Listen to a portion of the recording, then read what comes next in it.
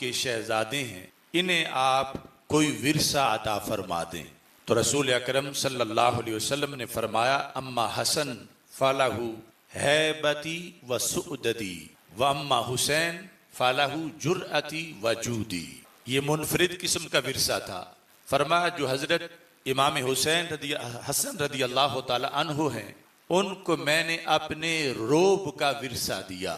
चूंकि रसूल अकरम सल्लल्लाहु अलैहि वसल्लम सबसे बढ़कर कायनात में रोब रखते थे। और फरमाया नुसिरतु बिर्रोब मसीरता शहरिन, ये बुखारी शरीफ में है। फरमाया मेरी मदद रोब के जरिए की गई है, यानी मुझे तलवार चलाने की इतनी नौबत ही नहीं आती, वो काम मेरा रोब ही कर जाता है।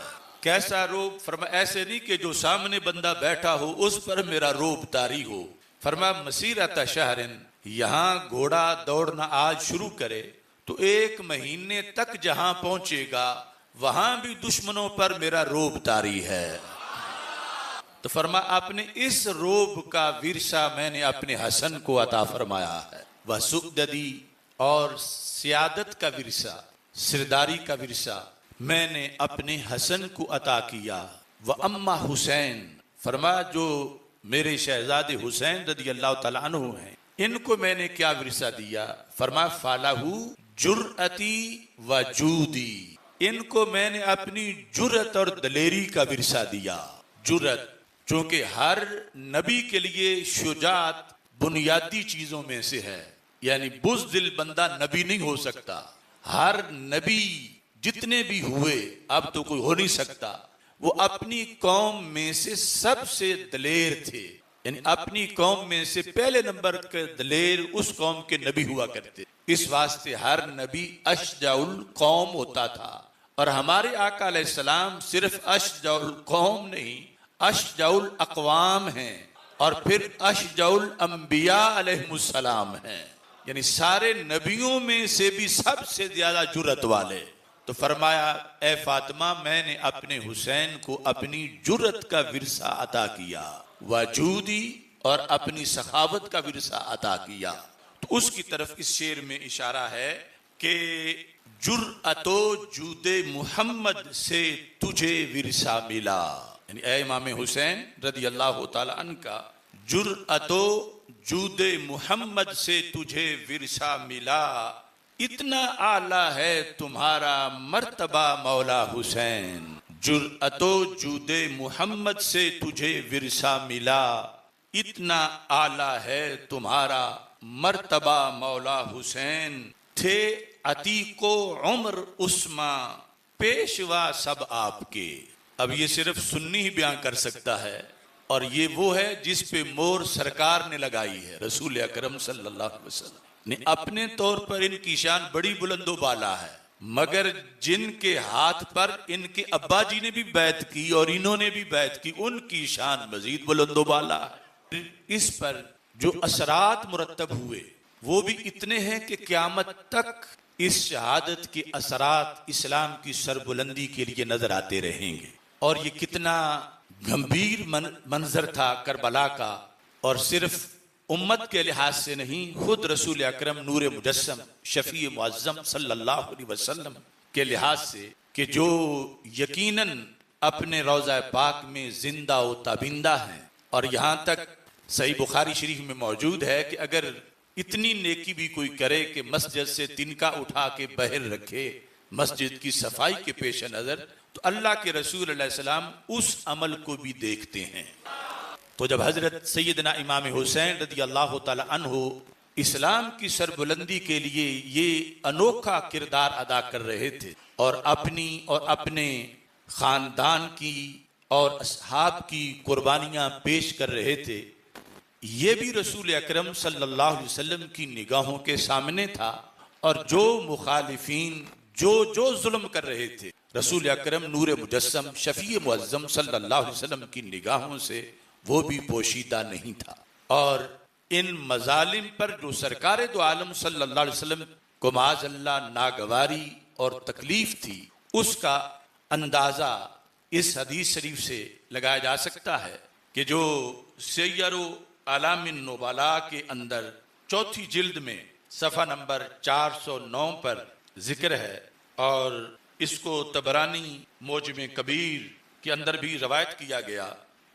हजरत इमाम हुसैन रदी अल्लाह ताला अन्हो आपके लिहाज से रसूल अकरम नूर मुजस्सम शफी मुअज्जम सल्लल्लाहु अलैहि वसल्लम ने एक मौका पर इस हकीकत को वाजे किया कि हमारे आका सल्लल्लाहु अलैहि वसल्लम ने जिस वक़्त आपके कानों में ये आवाज पड़ी कि हजरत इमाम हुसैन रदी अल्लाह ताला अन्हु रो रहे हैं बचपन में जबकि अभी शीर खार थे, तो ये सफ़ा नंबर 405 सय्यिदुल अलामिन नुबला का है और तबरानी मोजम कबीर में भी है कि रसूल अकरम सल्लल्लाहु अलैहि वसल्लम ने इन्नन नबिय्या सल्लल्लाहु अलैहि वसल्लम सामिया हुसैनन यबकी, कि बचपन में रसूल अकरम सल्लल्लाहु अलैहि वसल्लम ने सुना कि हजरत सय्यदना इमाम हुसैन रदी अल्लाह ताला अन्हु रो रहे हैं।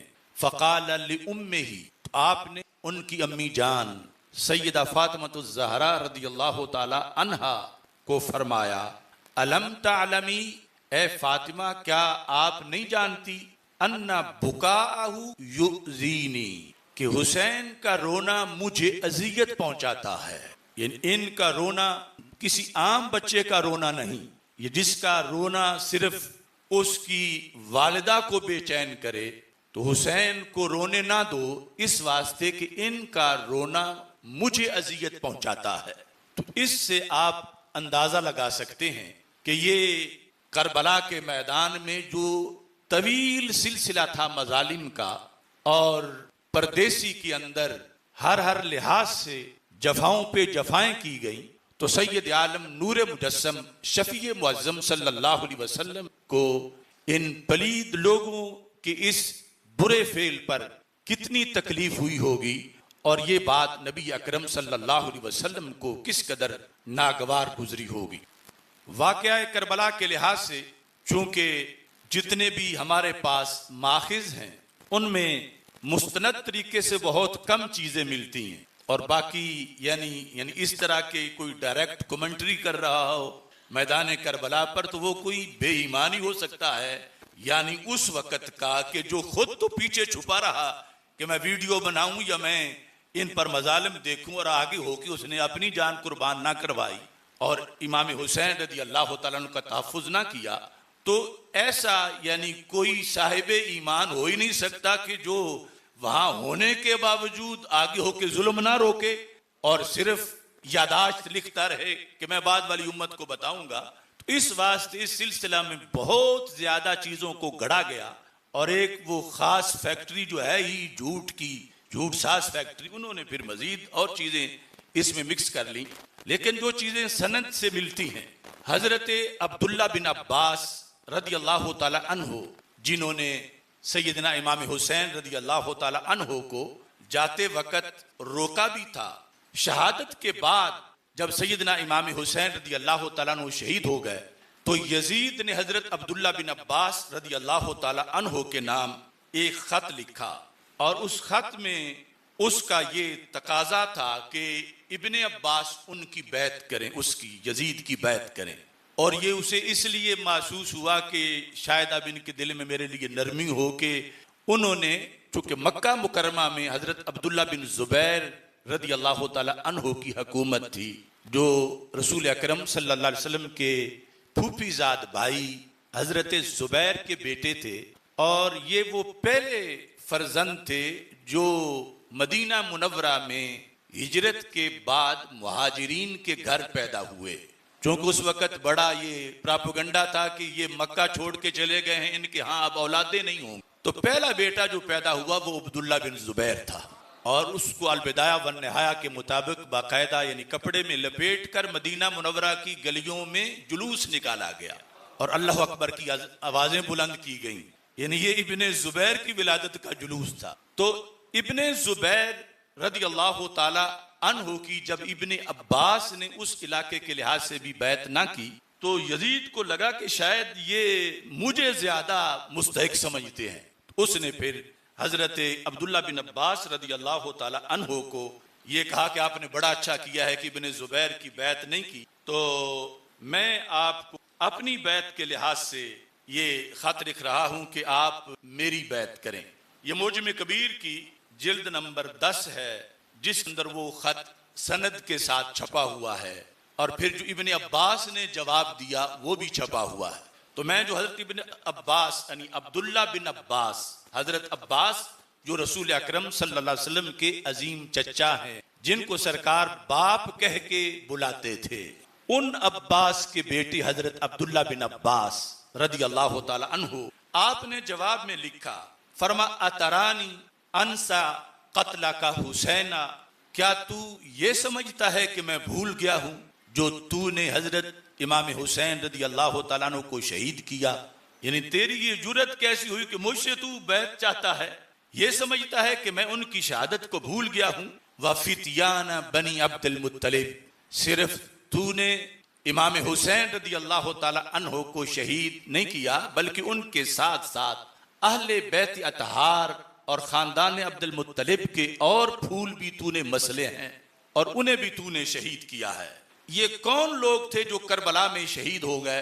तो हजरत अब्दुल्ला बिन अब्बास फरमाते हैं, मसाबीहद दुजा, ये अंधेरों में चराग की हैसियत रखते थे, यानी मामूली लोग नहीं थे, ये इस्लाम के रोशन मीनार थे, ये मुआशरे की जुल्मतों को दूर करने वाले आफताब थे। इतने अजीम किरदार के हामिल लोगों को तूने शहीद किया। व नुजूमल आलाम, जो के सिरदारों के अंदर भी सितारों की हैसियत रखते थे, बड़े नामवर लोग तूने शहीद किए। और फिर फरमा गादरत हुम, पहले नंबर पर तो कत्ला का हुसैना, इसमें भी आपने कत्ल की निस्बत यजीद की तरफ की, अगरचे उसके हरकारे थे आगे शिमर वगैरह, लेकिन उन्हें ऊपर से आर्डर तो यजीद का था। यानी ये खत इस बात की भी तरदीद करता है जो लोग कहते हैं यजीद का तो इसमें कोई दखल ही नहीं था, वो तो दूर था, उसको पता ही नहीं था, और ये जो लश्कर था करबला में आया हुआ, इन्होंने उसको बताए बगैर ही इतना बड़ा काम कर दिया। तो इब्ने अब्बास जो उसी दौर में हैं और उन हालात को देख रहे हैं, और शहादत के कुछ वक्त बाद उनका ये तबसरा है, और ये सनद के साथ यानी किताबों में ये मौजूद है। आपने फरमाया कि तुमने कत्ल किया, FIR तुम पे कटेगी। और यहां फिर फरमा इस हाल में उन्हें छोड़ा तेरे अमर से, फअस्बहू मुसराईन फी सईद वाहिद, कि वो एक ही रेतली जमीन के ऊपर, सतह जमीन पर उनकी लाशें पड़ी हुई थी। मुसरा वो है जिसको बिछा हो, कि तेरे जो सिपाही हैं इतने जालिम थे कि उन्होंने शहीद करके उनको ऐसे फेंक दिया, मुजम्मलीन फी दिमा, वो खून के अंदर लथपथ थे, यानी उन्होंने खून की चादरें ओढ़ी हुई थी, और कोई कपड़ा भी तुमने, तेरे लश्करियों ने उन पर नहीं दिया कि उनके पैकर ढांप दिए जाते। मसलूबीन बिल आरा, नंगी जमीन पर जो कुछ उनके जिस्मों पे था वो भी उतार लिया गया, यानी जो उनके पास असलिया था या कपड़े थे, उनका जो सामान था, ला मुकफ़नीन, कफन के बगैर वो शहीद पड़े थे, वला मुवस्सदीन, और उनके सरों के नीचे कोई सिरहाने भी नहीं थे, यानी जिस तरह आम बंदा फौत हुआ पड़ा हो, यानी कोई सर के नीचे रखने वाली चीज भी नहीं थी, कफन भी नहीं था। व तग़ज़ूहुम व तस्फीहिम अर्रियाह, कि हवाएं चल रही थी जो रेत उनके चेहरों पर डाल रही, उनकी अजसाम पर डाल रही थी। व तग़ज़ूहुम अज़्याब व तनताबुहुम, और जो दिबा, इसका तर्जमा बहुत मुश्किल है यानी बयान करने के लिहाज से, कि भेड़िए और बिज्जू उन पर हमला कर रहे थे, यानी उन्हें कोई दफन करने वाला भी नहीं था, उनको कोई कफन पहनाने वाला नहीं था। तो कहते हैं हत्ता अताह अल्लाहु लहुम कौमा, यहां तक कि रब ने वहां कुछ ऐसे लोगों को मौका दिया, लम युशरिकू फी दिमाइहिम, जिनका कातिलों से कोई ताल्लुक नहीं था और जिनके हाथ इनके खून से रंगीन नहीं थे, जो इनके कत्ल में किसी तरह शरीक नहीं थे, वो लोग वहां पहुंचे। और इसके बाद कफनूहुम, उन्होंने कफन पहनाया इन सारे शहीदों को, व अजन्नूहुम, और उन्होंने क्यों जेरे खाक किया, यानी उन पर मट्टी का पर्दा डाला। तो ये इस खत के अंदर यानी हजरत अब्दुल्ला बिन अब्बास रदी अल्लाह ताला अन्हो के लिहाज से जो सनद के साथ यानी मुसन्निफ से लेकर उन तक दरमियान में जो रावी मौजूद हैं, और वो उस वक़्त के हालात के लिहाज से, चूंकि यानी वो बहुत बड़े फ़कीह भी थे और मुफस्सिर भी थे और आखिरी उम्र में मक्का मुकरमा में रहते थे, तो उन्होंने जो बताया, आज 14 सदियों के बाद हम कोई डायरेक्ट और लाइव तो वहां से सच्ची बात अपने तौर पर बयान नहीं कर सकते, लेकिन उन लोगों के जरिए जो उस वक़्त उस माहौल में मौजूद थे, अगरचे दूर थे, लेकिन जिन गवाहियों की बुनियाद पर उन्होंने ये लिखा, उतना मैं आपके सामने पेश कर रहा हूं, जिसमें उन्होंने यजीद और उसके जुनूद की मुजम्मत करते हुए जो मजालिम थे, जिस हद तक उनको इस तरह जिक्र किया, और यहां तक उस खत में लिखा कअन्नकुम तक़तुलूना अहल बैत मिन तुर्क औ काबिल। फरमा तुम्हें कुछ शर्म ना आई कि ये किस घराने के अफराद हैं और जिनका तुमने कलमा पढ़ा है, उनकी ये आले पाक में से हैं। तुमने इतना बेदरेग जुल्म किया हया किए बगैर कि गोया कि तुम तुर्की के लोगों को, तुर्की के किसी खानदान को मार रहे हो, या काबिल और अफगानिस्तान के किसी खानदान को तुम मार रहे हो। यानी ये दो मिसालें इब्ने अब्बास ने अपने खत में दी कि यानी जिनका बराह रास्त कोई सहाबियत के साथ ताल्लुक या अहले बैत के साथ ताल्लुक नहीं है, ऐसे अजनबी और दीन से दूर लोग जो उस वक़्त दूर थे, कि ऐसे उन जैसा समझ के तुमने इनको माज़अल्लाह शहीद किया।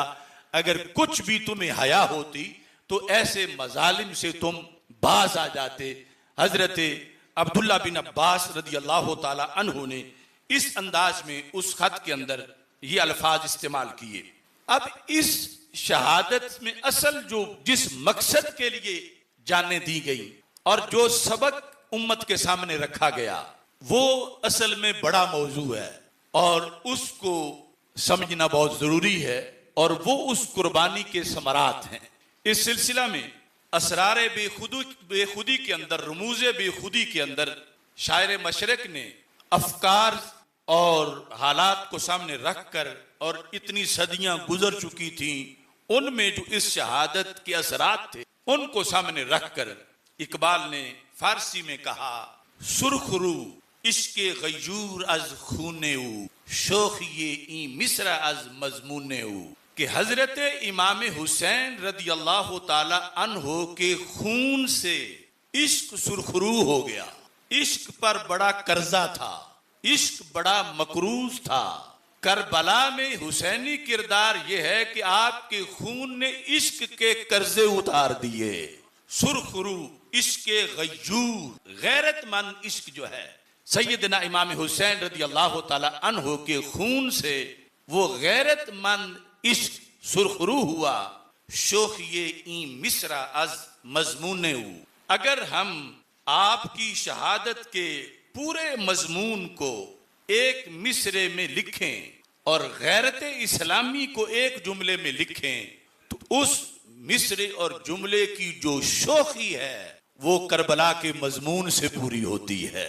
फिर कहने लगे, मूसाओ फिरौनो शब्बीरो यजीद इन दो कुव्वत अज हयात आयत पदीद, यानी हर नेक और हक कुव्वत का एक नाम पड़ा जो हर जमाने में बदी के मुकाबले में उठी। वो एक बरहक कुव्वत का नाम हजरत मूसा अलैहिस्सलाम है, जो फिरौन के मुकाबले में निकले, और वो तारीख जो बाद में आई तो उसमें हर जमाने का जो जालिम है वो फिरौन कहलाया, और हर जालिम से टकराने वाला हक मूसा कहलाया। तो कहा यह है करबला का असर तारीख इस्लाम पर, कि अब क़यामत तक हर जालिम यजीद कहलाएगा और हर जालिम से टकराने वाला हुसैन कहलाएगा।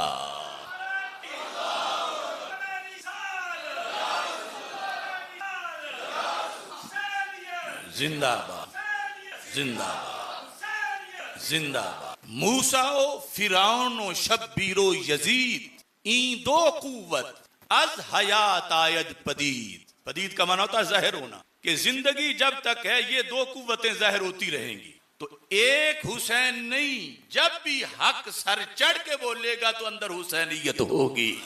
ये किरदार है इमाम हुसैन रज़ी अल्लाह तआला अन्हु का।